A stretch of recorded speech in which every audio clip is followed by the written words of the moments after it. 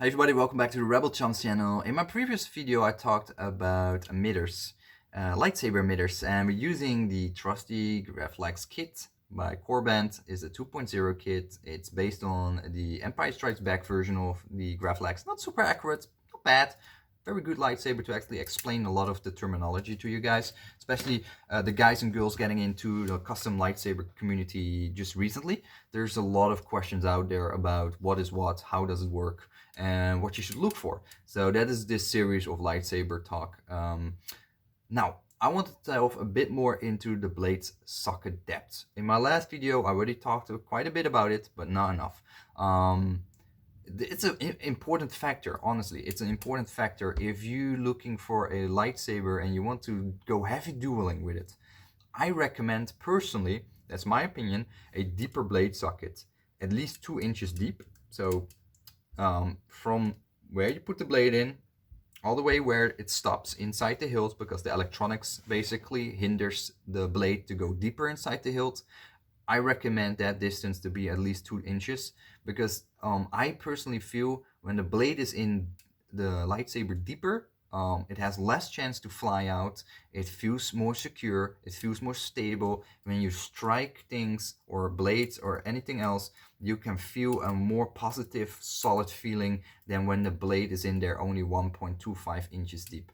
And that is, to me, a major factor. How I feel and handle the lightsaber.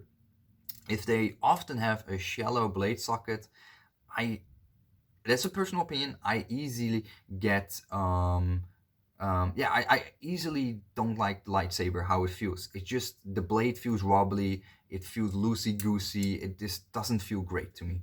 So 2 inches deep.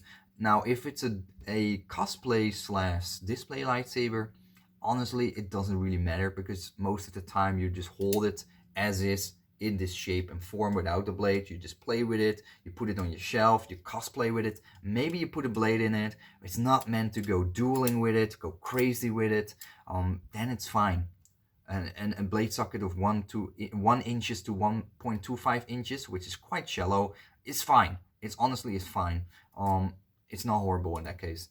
The only thing I would then also just look at, if you have a chance and it just fits with that hilt design, it's a bit of a luxury thing, but sometimes the retention screw of the blade that goes through the blade socket that holds the blade tightly in place, what's supposed to be holding tightly in place, is high up next to the lip of the emitter, or is it slower and deeper near the bottom of the hilt, and where the electronics start? Let's say your in-hilt LED or your NeoPixel connector, where that starts. So I like when my blade retention screw is around 1 inches from the top of the emitter. So this one is very high up. What I have noticed is when it's really high up near the emitter, I have something, I don't know what's the official word for it, so I just call it lightsaber blade bite, is when the retention screw is tightly on the blade. You tighten it up, it feels tight, it feels solid, but when you go swing, it starts to slide the blade out, and it bites with this retention screw a big mark in your blade, and it goes upwards, and at one point the blade almost fall out, and you have like an ugly damage scratch on your blade because of the retention screw basically scratched through. Well, the lightsaber blade almost fall out of the emitter because of your swinging motions and whatnot. And I noticed that happens with me much more often when an retention screw is high up near the top of the emitter than it's a bit lower, like 1 inch low or 1/2 inch deep. And it depends on the lightsaber brand, the maker, the hilt design and whatnot, where that retention screw is. Maybe they have multiple. That can also be an option, but I noticed that is a thing that I had myself quite often. I've reviewed over 120, 130 lightsabers on my YouTube channel, so you can check them out. You can see all the reviews. So I do have a little bit of experience with lightsabers, and it's just my personal opinion. I like my blade socket retention screw placement a bit lower, so I have a more central grip on the blade. versus having it really high up. But again, it's a personal opinion. And also one thing I noticed as well is the thickness or the width of the screw. If you use the one from Saberforts, I feel that's a very often very tiny, thin screw, and it's like having a small pinny point.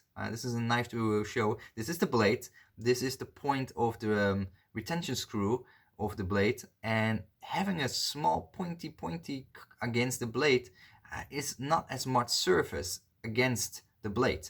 And what Saberforts, for example, has, Vader's Vault, for example, has, they use wider screws that go into a slightly bigger hole for the blade retention.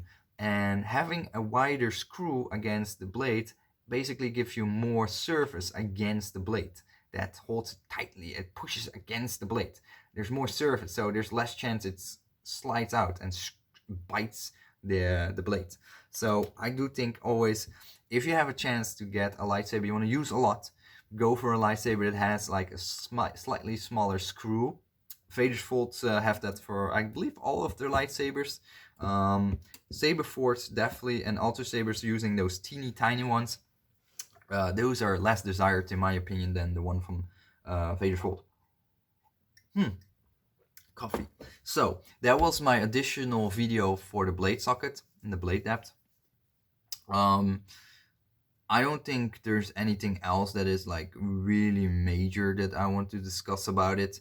Often, well, you just go for a lightsaber design that you like, and the technical aspects that come with it is just an afterthought. I understand. You're not picking a lightsaber in all cases for how the emitter is positioned, how the emitter is designed, how the blade socket depth is, where's the retention screw, etc. But you might do it if you get into heavy dueling, etc., and you really want to have a solid dueler, dueling hilt, and you might really want to have to look into those aspects. So hopefully this video was informative for you. Thanks for watching, and do you have any questions, let them in the comments so I can help you out. Thanks for watching, and have fun in the lightsaber community. See you next time. Bye bye.